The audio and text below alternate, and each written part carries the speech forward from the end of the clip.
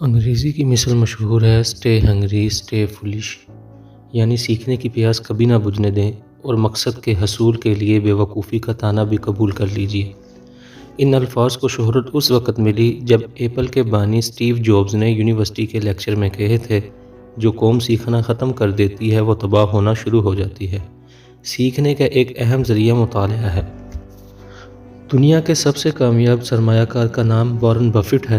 وہ ایک مشہور امریکی تاجر ہے اور کئی بار دنیا کے امیر ترین شخص کا اعزاز حاصل کر چکا ہے۔ ایسے شخص کے بارے میں توقع کی جا سکتی ہے کہ وہ اپنی زندگی کا سب سے زیادہ وقت سرمایہ کاری کے نت نئے منصوبے تلاش کرنے اور نفع کمانے کے گر آزمانے میں لگاتا ہوگا، مگر صورتحال بالکل برعکس ہے۔ وارن بفٹ کی زندگی کا 80% حصہ کتابیں پڑھنے اور سوچنے میں گزرتا ہے۔ وہ روزانہ 5 سے 6 گھنٹے کتابیں پڑھنے میں صرف کرتا ہے۔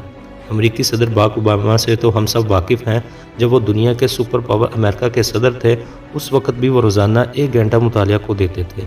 اتنی مصروفیت کے باوجود مطالعہ کے لیے وقت نکالنا اس بات کا ثبوت ہے کہ دنیا کی بادشاہی سے بھی زیادہ قیمتی چیز مطالعہ کرنا ہے۔ کتاب دوستی دنیا کے ہر کامیاب قوم کی عادت رہی ہے۔ ایک سروے کے مطابق امریکہ میں کامیاب CEOs ایک سال میں 50 کتابیں پڑھتے ہیں، یعنی امریکہ کے کامیاب لوگ ہر ہفتے ایک کتاب ضرور پڑھ لیتے ہیں۔ یہ ایک دو آدمیوں کی کہانی نہیں، ہر کامیاب شخص مطالعہ کے بلبوتے پر سرخرو ہوتا ہے۔ بل گیٹس بھی متعدد بار دنیا کے امیر ترین شخص قرار دیے گئے ہیں۔ انہوں نے ساری زندگی ایک اصول بنا رکھا تھا، ہفتے میں ایک کتاب ختم کرنا۔ ہر ہفتے ایک نئی کتاب کا مطالعہ کوئی مذاق نہیں ہے۔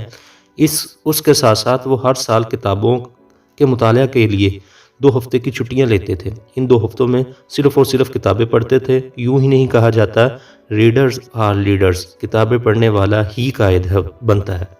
اب میلکم گلیڈول کے 10,000 گھنٹوں کے اصول سے تو واقف ہوں گے۔ اس نے اپنی کتاب آؤٹ لائرز میں لکھا ہے کہ کوئی شخص جب کسی فن پر 10,000 گھنٹے صرف کر دیتا ہے تو وہ اس کا ماسٹر بن جاتا ہے، اسے اس فن پر عبور حاصل ہو جاتا ہے۔ ان گھنٹوں میں سب سے اہم وہ وقت ہوتا ہے جب کوئی شخص مطالعہ کرتا ہے۔ ڈاکٹر سیز لکھتے ہیں کہ پڑھنے کا براہ راست تعلق ذہانت سے ہے، زیادہ پڑھنے والا زیادہ ذہین ہوتے ہیں۔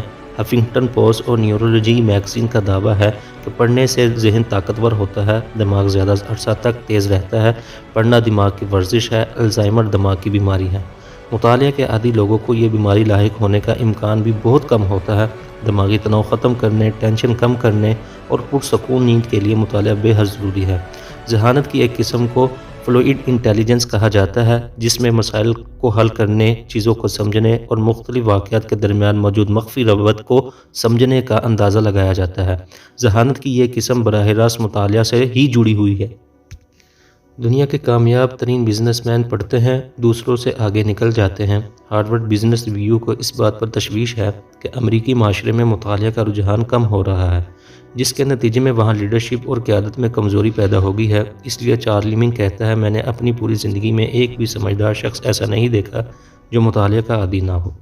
دنیا کا ہر بزنس مین اس لیے تجارت کرتا ہے کہ نفع کمائے، مگر اسے یہ معلوم نہیں کہ مالی سرمایہ سے پہلے فکری سرمایہ جمع کیا جاتا ہے۔ جس شخص کے پاس فکری سرمایہ آ جاتا ہے، اس کے لیے مالیاتی سرمایہ کا جمع کرنا بہت آسان ہو جاتا ہے۔ ہم نے جتنے بھی بزنس مین ذکر کیے ہیں، یہ سب 21ویں صدی میں ٹیکنالوجی کے چوتھے انقلاب کے دور میں ترقی کی منزلیں طے کر رہے ہیں۔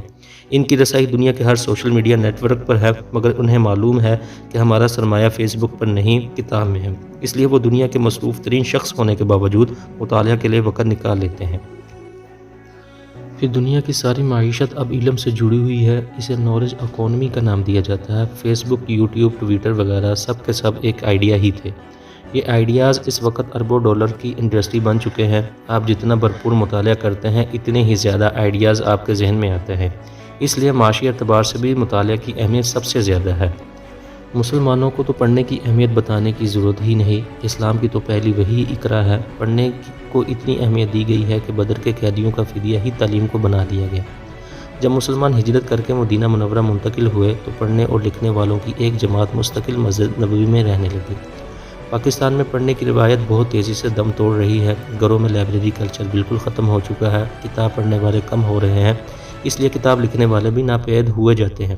گیلپ کے تازہ ترین سروے نے پاکستان میں مطالعہ کی المناک صورتحال پیش کی ہے۔ اس سروے کے مطابق 75% پاکستانیوں نے نصابی کتابوں کے علاوہ کسی کتاب کا مطالعہ نہیں کیا ہوتا۔ بمشکل 16% افراد ہی مطالعہ کے شوقین ہے۔ اس کا مطلب ہے کہ کتاب کی روایت دم توڑ چکی ہے۔ اگرچہ چند کتب میلے پاکستان میں نہ لگ رہے ہوتے تو ہم کتابوں سے کوسوں دور جا چکے ہوتے۔ مطالعہ کرنے والا ہر میدان میں کامیاب ہوتا ہے، وہ بزنس ہو، سیاست ہو، تعلیم ہو یا ہنر۔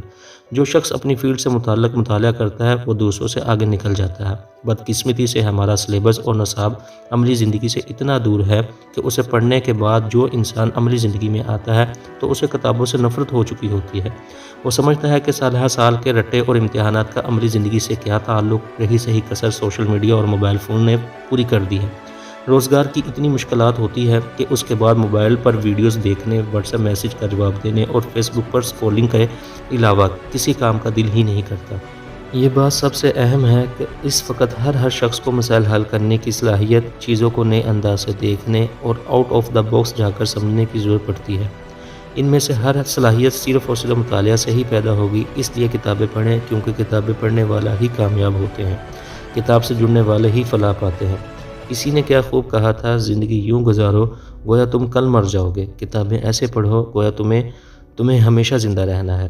اور یاد رکھیں، کتاب انسان کا ایسا بہترین دوست ہے، نہ ہی وہ کسی چیز سے آپ کی ڈیمانڈ کرتا ہے، نہ ہی وہ کسی چیز کے بارے میں آپ کو کمپلین کرتا ہے۔